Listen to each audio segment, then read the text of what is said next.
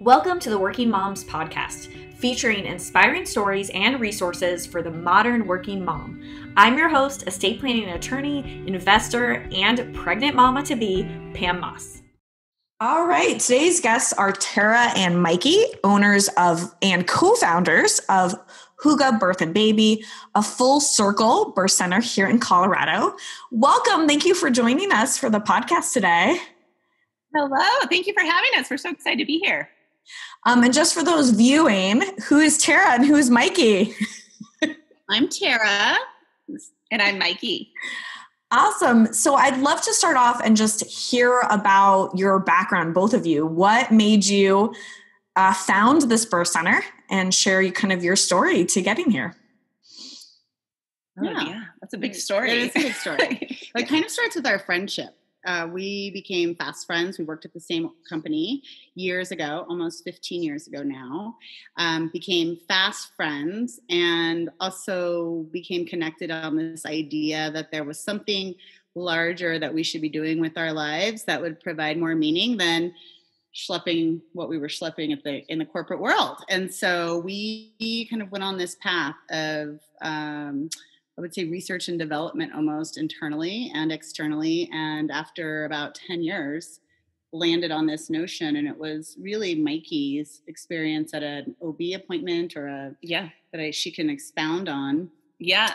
Go ahead. Yeah. So I had left corporate world and the firm that I was at and gone into wealth management, which was kind of so far out of who I was as a person. I found that I was having a ton of physical reactions to being in this job that was so far outside of, I guess, who I really wanted to be and what I wanted to be doing in this life. And so I went to the doctor, convinced that I was dying of something. Like I had something wrong with me. I was convinced of it. And she ironically asked me something about the birth of, at the time I only had the two sons. And she asked me something about them. And she's like, well, what about this? And she goes, are you a midwife? Are you an OB? Because you lit up when you started talking about birth. And I said, no, but ironically, when I just walked past the hospital, I thought, oh my gosh, there are people in there having babies right now. And how awesome is that? So she left and came back with this list of birth centers and doula programs. And she's like, I really think you should look into this. So I walked out of that appointment, called Tara, and I said, okay, don't think I'm crazy, but I think we need to become doulas because there's finally a name to what we've been doing our whole lives right. for all of our girlfriends and everybody we've supported. And each other. Yeah. Yeah. And she's like, okay, well, don't think I'm even crazier, but I just watched a documentary on Hygge and we've been practicing Hygge in this lifestyle. So can we be Hygge doulas? And we're like, yeah, we can. Yeah. So we went to a training like that next month to become certified doulas. We did it. And then we went and served our first client at a birth center locally, which is an awesome birth center. And we left out there being like, this is what we need to be doing. And we started on this fast pace of raising money, bootstrapping it from the ground up, and opened the birth center now 2.5 years ago. Yeah. And that's how we started Hygge. I love that. And there's a few things I want to unpack for people who may not be familiar with some of the terms you use. And the first term is Hygge. So what is Hygge? And what is that lifestyle? And what is that? You know, Hygge, for the Danish community, is a birthright. And it is this innate right to happiness. And so Hygge is a feeling and it's an environment you create. There really is no literal translation in English for Hygge. But think about today's a perfect day because it's cold out. But think about being in your favorite sweater with your favorite hot drink, with your favorite cozy socks in front of a fireplace with snow falling outside. Now imagine creating that, whatever those surroundings or elements are for you that make you feel warm and fuzzy, and then put people into that circle. Think about your intimate dinner party that you might throw at your home, or setting the scene at night with your children to put on their nightlight and their soft music and having story time. Like all of that is engendering this sense of community, warm, aesthetic, good feeling. So that's really what Hygge is. I love that. And for folks who don't know, what is a doula? Like, what is a doula program? What is it? And what did you learn in that program? It's a fantastic question. And one that we actually get a lot of. So a doula is basically a professional birthing coach. They are there not in a medical capacity to support the couple, but really there just to support the birthing person and the birthing family, and providing them with comfort measures, support on kind of different techniques and positions to get in for birth, and just really there to ensure that, as much as possible, the birth wishes of that birthing family are met, and to advocate for them.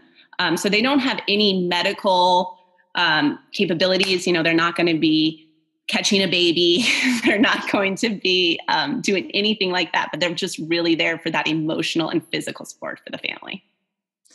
I love that. And so, you came from this business background, this corporate background, and it was a law firm, right? You were in a law firm, or I'm a lawyer. So I practiced as a lawyer. She's in M&A and sales. And so that's what was her corporate insurance. Yeah. Corporate insurance. Okay. And so did you meet at a law firm that you we met at an insurance brokerage firm where brokerage firm. Great.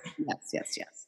And then, so you have this moment where you're like, we're going to go to Doula. It's training together. Yes. And what was kind of the reaction of your family and friends, coming, especially you coming from the background that you guys were leaving? Can you guys pick a path? Okay, we'll support you. We know you guys have it in you. We know it's just kind of like, and ironically, before she had this appointment and we had this Hygge Doula epiphany, we had said, okay, let's forget about the idea. We have a little bit of seed money that we had saved up. Let's just do microloans for women-owned businesses. We can recognize a good idea when we see one. Let's do microloans, or we can offer executive help for buy-in, things like that. So we had kind of started down that road, and literally within 30 days of that, I think even a couple of weeks of us releasing the need to find this thing that was going to fulfill purpose and passion in our lives, Mikey had that appointment. Yeah. And I had watched that documentary, and literally the things that, Mikey likes to say, when passion and purpose align, you just take off. And that literally, it felt like we were tethered to a fast moving train and it just took off.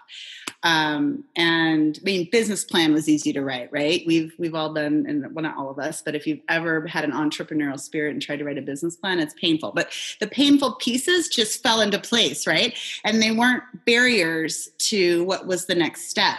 And so, we'd look at each other and go, is this happening? How is this happening? How is this happening?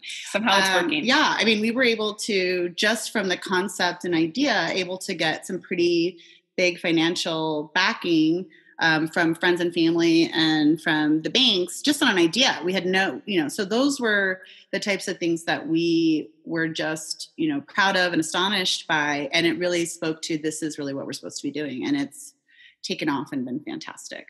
And just to add to that too, I think Tara left at the peak of her game. She was running a regional office at that point.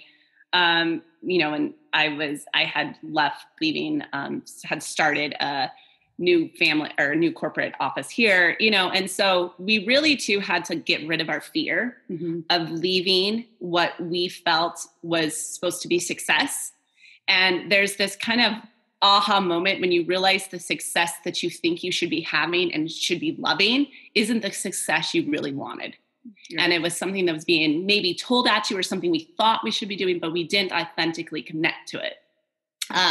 So there was this really fear release moment where we're just like, okay, we're going to do it. We're going to leave the jobs. We're going to leave the nice salaries, and we're just going to try to follow our passions. And we were lucky enough to have very supportive families that were like, okay, we're going to do this. We're going to do this, ladies.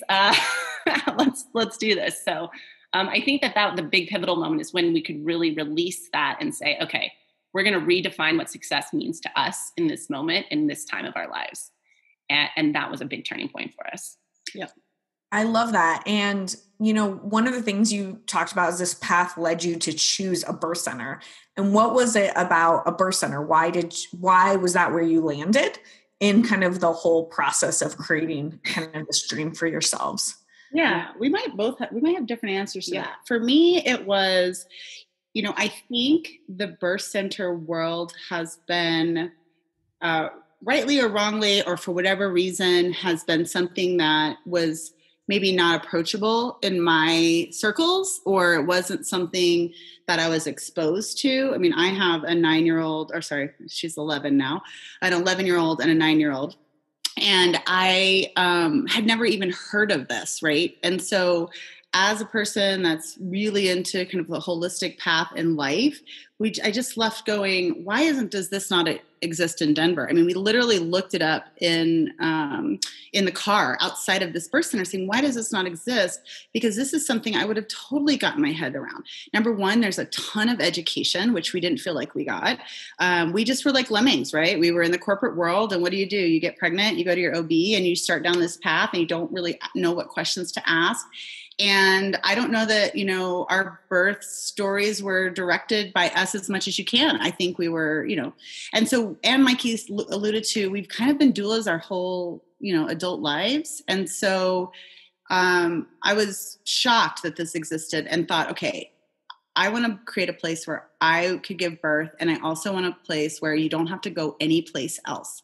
I felt ran around my whole pregnancy, like, oh, this hurts, go see a chiropractor. Well, now I've got to find a chiropractor that specializes in women. I've got to tell my story again. We really wanted to say this 10 months of your life is precious, and it only happens once. No matter how many kids you have, every pregnancy is unique to itself. And let's just wrap our arms around these families and see if we can create a center that encompasses everything. And so that's kind of where. Exactly. And I think too is that, the more that we heard stories, and even our own birth stories, by the time that I had my second son, Luke, I had enough of a realization that this isn't necessarily the way I should be having to go, but I still didn't feel empowered enough personally with what other options I had to not go that route. I still went with an induction that I probably didn't need now, knowing that, So, and then I heard, my husband's cousin, had a very traumatic birth that ended in an emergency C-section around that same time. And it was just like, why in such a pivotal moment in a family's time is this a point where I felt very strongly that society was failing and that we were setting people up for failures and giving people unrealistic expectations and, setting people down a path that they weren't choosing themselves. Yeah. And so it really then felt like, okay, well, now realizing what the philosophy is behind birthing centers, and it really is all empowerment through education and allowing families to make choices for themselves. It just felt like a very natural course for us to go to and feel like we could bring a new look and a new feel to that industry. Yeah, we kind of wanted to make it more mainstream. We just want to make it accessible for people like us. And we still do a ton on educating on what birth centers are. Like, people still don't know. And there are more now. When we started this, there were only 2 in Denver. And now there are 5 of us, right? And that's just in the last 4 to 5 years that's happened. And so we want to be clear, though, we aren't anti-hospital. I mean, I have a very strong connection to Rose, where my children were born. But we just wanted to provide another option, and one that has proven results.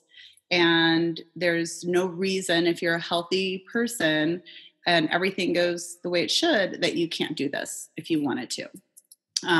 But we certainly aren't anti-epidurals. I mean, I think my thing was, I'm going to have what I would call natural labor, but crank that epidural machine up to 100. Just tell me when to push. And now going through and even being the doula and watching women experience this natural childbirth, I actually have natural childbirth envy. Not enough to have another baby because I'm too old, but it is one of the most powerful things to be a part of, to see a woman walk through that journey and come out on the other end like nothing ever happened. It is just pretty amazing.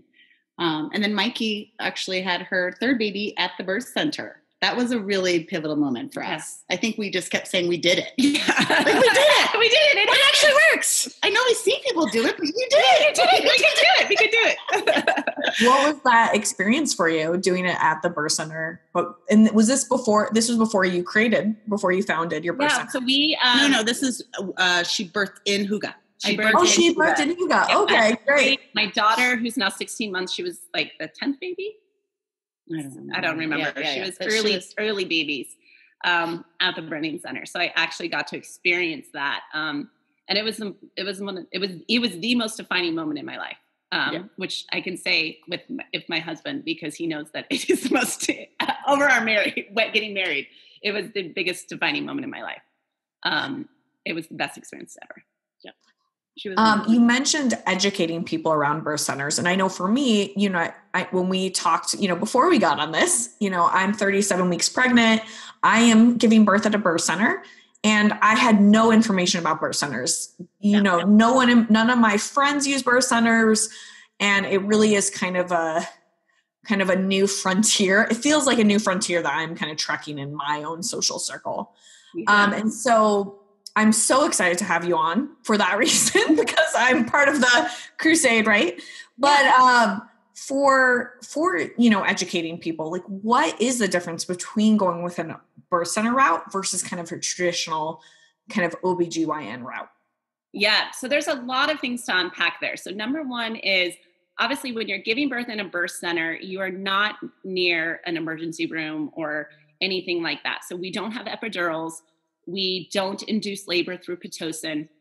We really believe that a woman's body is capable of birthing a baby, and it's a normal, natural occurring event. It is not a medical experience. So we allow we help our families to educate themselves on, okay, what is the stages of labor? What are we going to be experiencing? What is normal? Because we define normal in a lot of different ways when it comes to pregnancy. So really, what is normal, and where are we going to be in this variance of normal? And allowing the families to do what they need to do, and allow a woman's body to do what it needs to do. And it knows how to birth a baby. Mm-hmm. We know how to have babies as women. So we just turn that over and allow the body and the family and the woman to do what she needs to do. Yeah. So that's a big difference, is that it's very, very low intervention. The second thing is, it is all staffed by certified nurse midwives, which are the highest level of credentialed midwives. So they're the highest level that you can be. So it's not an OBGYN that goes to school to learn variance in the practice. They know how to do hysterectomies, C-sections, everything. A midwife goes to school to learn how to care for women and babies. And that is their sole focus. So it's really then, the whole practice is high education. So we always want to give you the pros and cons of every decision. As you're expecting at 37 weeks, you probably had your group B strep test, that everybody has. And so we talk about, okay, if that comes back positive, what does that really mean? And are there any true risks about that? So we always allow the pros and cons, allow the families to make those choices. And then the other thing that we do is that we provide longer appointments for everybody. So everybody gets over an hour, usually 45 minutes to an hour, when they're seeing our staff, because we want to actually create that connection. So we are a smaller practice. We're not doing a ton of births like hospital groups are. And it's just a more intimate environment where we're going to know you when you walk into the room, and you're going to know your team, and you're going to have that connection. There's not surprises of being like, I really hope my doctor's on call when I walk in. Right. And you're having and all your appointments are at the center, right? Versus maybe going to your OB's office and then, okay, it's time to show up at the hospital. And so I just lost my train of thought. I'm so sorry. It's just great. But yeah, so that's really what it is. And we also believe in a more holistic approach. So at our center, we utilize acupuncturists and chiropractors and spinning babies and everything. We really kind of can throw everything at mamas to help them from a holistic perspective as well. So we kind of try to marry the two, Eastern and Western medicine. Yeah. So, and you do hypnobirthing too? Yeah. One of the things. I'm a hypnobirth educator. She's a certified hypnobirth educator. Yes. So I'm thinking about listening to this podcast, like as an audience member of like me a few months ago before I knew about all of this. And I think I kind of came into it when I originally found out about it with a lot of fear, right? Because really what we hear in society and culture is these images of birth being scary and all the dangers and the fear, and kind of transitioning to really believing that I could have this experience that's different. And it did take me watching a documentary. I don't know if it was the same documentary that you watched, but watching a documentary and hearing people talk about natural birth stories to really start that shift to have that confidence. Yeah. And do you have any advice for people who might be listening who are like, I've never done this before. Mm-hmm. All I've heard is scary stuff.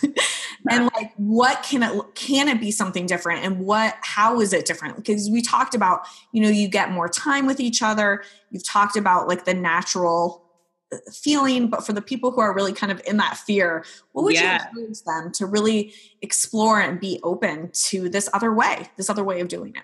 That is a great question. So, you bring up hypnobirthing, and in the hypnobirthing philosophy, our whole foundation is our whole first meeting is taking away all of our stigmas that we have about birth, right? We are taking all that away and we start fresh and we start clean. Because as you completely said, and so true, is that we tell everybody, and everybody always wants to tell their scary birth story. You don't meet a lot of women that wants to tell you their most empowered, amazing birth story they've ever heard, and it's usually those mother-in-laws, God bless them, or people that are just like, this was the worst experience of my life. And it doesn't have to be that way. And so we really start with saying, okay, forget what you've heard. Let's create your new belief of what birth really is. And let's replace those negative thoughts. Let's replace those negative birth stories with positive imagery. Let's watch an actual birth that isn't the Hollywood birth of the mom screaming and, going crazy. Like, let's see what it actually is. Let's have conversations around that. Let's hear from you. What are you most fearful of? What is something that you feel is holding you back? And we kind of unpack that. And so I would encourage people that if you feel even somewhere very deep inside you that this could be something you want to explore, give yourself the freedom to kind of push away kind of anything you've heard and seen and expose yourself to these positive birth stories. There's great videos online of natural birth that is really, really awesome, really inspiring. Educate yourself and surround yourself. Like, there is awesome books as well that you can read and, be around and just kind of hear what the birth is. And then just know that you are capable. And even women that come to us and say, I have the lowest pain tolerance ever, I'm not going to be able to do this. This isn't about pain tolerance. I firmly believe that birth is 99% mental. And if we mentally can believe we can, and I guarantee you every woman is capable, if we mentally believe we can, and we will, and they do. And so knowing that you can feel that empowerment and you are totally capable, and in your moment of birth, there are over, I don't know, this like 3,000, it's like almost 3 million, I think, but there's women doing it at the same time with you. Like, it is this tribe. And when you are surrounded, like in a birth center environment that is supportive of your decisions and wanting you to succeed, and you are in a place that is set up to allow you to get down this path that you want to have for your birth, you're so much higher to achieve that birth. So I would tell everybody, like, even if you feel it's somewhere and you're like, I don't know, it's my first baby, maybe I'll do it my second, just give yourself the opportunity to explore it and know mentally you can and you will if you want to, but it is setting your mind and your intention to it. But everybody is capable. One of the things that you mentioned a moment ago that really gave me comfort about my decision was what you guys had mentioned, which you ladies had mentioned, about how, all the kind of statistics around birth centers and the good results that people see. And like, what are some of those pieces that for people who are like, okay, this sounds, I'm getting there. Yeah. What are some of those pieces? Yeah. So you mean in terms of statistics out there, and what are the results? Yeah, as far as I'll let the ex-lawyer cover that one. Well, I will say too, birth center birth is highly regulated as well, right? This is not like we have to have some of the same things in place as outpatient surgery centers or hospitals. This is not coming to your grandma's house in the basement. We have, it's basically like coming to a surgery center, right? Without surgery. And then we have made it into a place that feels homey and comfortable and inviting and those types of things. So number one, we're highly regulated. Number two, we because of that, we can only take women that are low risk, right? So, which is a very high proportion of people. I want to say 75% of women are low risk women, right? With no underlying conditions or something that would preclude them based on the regulations to birth in a birth center. So number one, we're dealing with a pretty healthy population of people. So C-section rate, you have a 6% chance of ending up in a C-section at a birth center versus, I believe the last statistic I saw was 27% for national average. And then in Colorado, the last statistic that was pulled, it was 35% in Colorado. So if you go to a hospital, there is a higher chance of C-section rate. And there are several reasons for that. So again, we're not saying the hospital is the bad place. What we're saying is birth and birth work is evolving in such a way that the evidence-based practices have caught up and surpassed where sometimes the hospitals are lagging because they're so big and it's like, the 800-pound gorilla, it's harder to move and change policy, whereas when you're smaller and nimble. So 6% versus 27 to 35% chance of C-section. We have a less than 2% chance of having a true emergency, which means, we really need to rush you to the hospital in an ambulance. So that, again, I think people think the opposite, that they're not near the ER, that it's more dangerous, when in fact, we aren't introducing a ton of things that are introduced when you walk into a hospital, right? So we don't have I know people do separate entrances and things like that, but there's a lot of things that are going on in the hospital that aren't happening in this more like pristine setting, I would say, pristine with air quotes, because we aren't considered we're considered a place that doesn't have to be completely pristine, right? We're doing natural birth.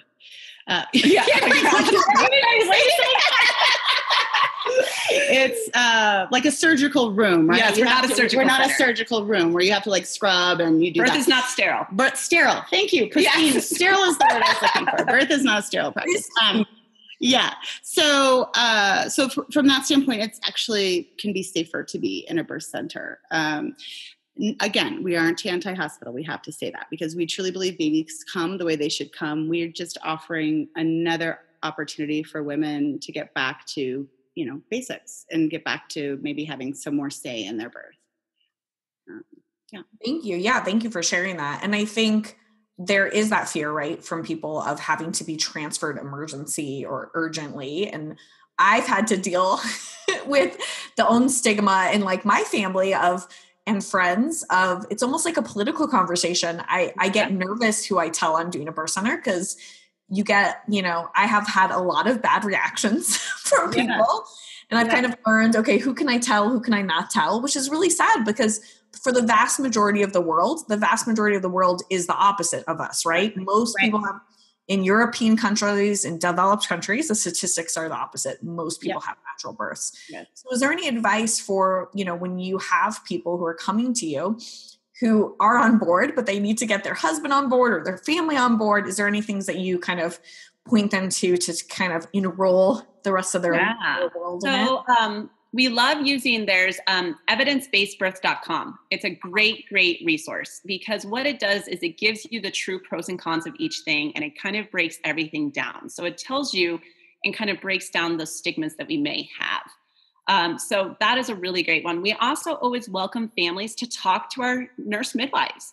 Talk to them, ask questions, because you will realize that these are very, very well-educated women that are very, very strong in their particular practice. And they can really alleviate a lot of those fears as well. So we always say, talk to our practitioners, allow them. I mean, we'll always talk to parents, grandparents of this new baby, and kind of help them understand what that is. And then we always tell our families too, is, why you chose a birth center again is to empower yourself because you're making a choice. And so this is another example is, society is not going to change how we perceive birth unless people that have the positive birth experience that make a different choice aren't vocalizing why they made that choice and then vocalizing their birth experience. And, even if you didn't have the ideal birth experience, it's still yours. And, there was still a different approach that you chose to make. And sharing that, I think, is really important. And the more that we can get our voices out there and talk about it and break down the stigma, that is out of hospital birth, whether that be a birth center birth or a home birth, the better. And we will then create a society that's welcoming to this. And I will say that's one of the silver linings that has come out of COVID, which has been such a huge tragedy for the whole world, is that families are seeing birth now as not an event that needs to occur in a hospital, because it has forced families and people to think outside of the box to make healthy decisions for their families. And so we've gotten a lot of people that are like, okay, I had no clue. I am 35 weeks and I really want my partner to be at my birth now. And I think I might have to do this birth center thing. What is this? And, you've had 37 weeks to get your mind around what this out of hospital birth experience is. And so we're trying to help families in a very short time understand it, that people are getting it. Mm-hmm. And people are realizing that it does not have to be a medical event. So I would just say, share the statistics, share real life examples, share why you chose it, and give people the opportunity to, see kind of a glimpse into what this is that you're thinking, because guarantee you what they have in their head where you are giving birth is not what is actually happening. I know COVID also makes it hard, but I would really encourage people to visit birth centers in Colorado websites. On our website in particular, we have a virtual tour that we did, a year or so ago. So you can actually kind of see the center. We do online meet and greets. We are now doing independent tours on Fridays and Saturdays when we don't have people in the clinic necessarily.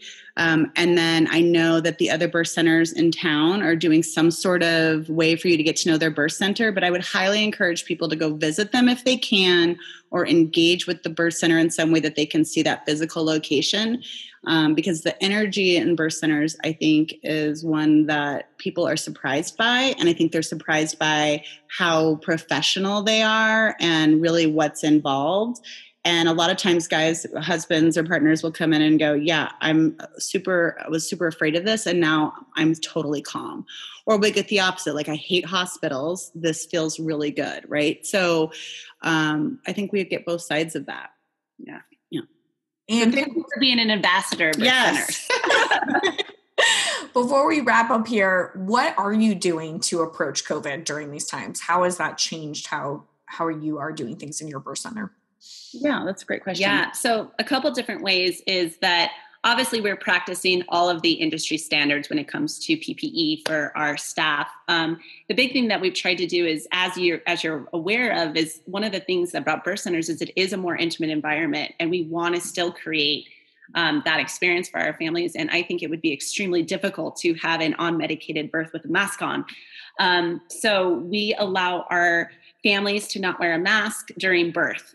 So when they are coming for prenatal appointments, obviously we ask both partner, who is able to come for appointments, both partner and birthing person to come in and have on masks. But when birth is actually happening, partner nor birthing person have to have on masks, which is awesome. It really allows them to just kind of work the space and be as normal as possible. And then they can still bring in a professional doula, which now we all know what that means. Yeah. So they can bring in a professional doula and or a professional photographer. So we still want you to be able to create and to see and capture the magic that is birth. And so from there, we're really trying to keep it as normal as possible. Obviously, behind the scenes, a ton of things are going on in compliance with what is being told to us from the health departments and what we can do to keep the community safe, but still trying to capture as much of the magic of birth and keeping that the same for the families. Yeah. And we've also have allowed now 2 additional people from, if you have a birth team, right? So let's say your sister or your mom, you want them there, as long as they can pass the COVID screening and they are required to wear a mask and they are part of the team, meaning they're in the room helping you with labor and not like sitting in the waiting room, we have opened it up for them to come as well. Again, these are families that we've been with for the majority of their pregnancy. We know they're following our rules, that type of thing. And so we have our midwives have felt comfortable to open it up a little bit more, but everybody other than the birthing person and the partner must wear masks during labor. That's great. Well, before we sign off on this episode, what is the best way for people to reach out and hear about you, to check out the center? What's the best way for them to connect? Yeah, thank you so much for asking. So you can go to our website, which is Hygge, Hygge, hyggebirthandbaby.com for all the information, or you can always email us at info@hyggebirthandbaby.com. Tara and I man that inbox. So you're welcome to say you heard us on here and have some more follow-up questions, and we're happy to help you however we can, and we'll get you steered in the right direction. Yeah. Great. I will definitely include those in the show notes. And I'm super excited that you guys have agreed to do a 2-part episode. So if you're listening, you should definitely check out the next episode. We are going to be talking about 4th trimester tips, going back to work, not going back to work, how to integrate it all. So check it out. And thank you again, ladies. Yeah, thank you. Thanks for having us. Thank you so much. Hey mama, I hope you enjoyed today's episode. Head over to my website, www.findpam.com, for all the show notes and links. And you will also get access to my free legal tool to name legal guardians. It's all right there at findpam.com.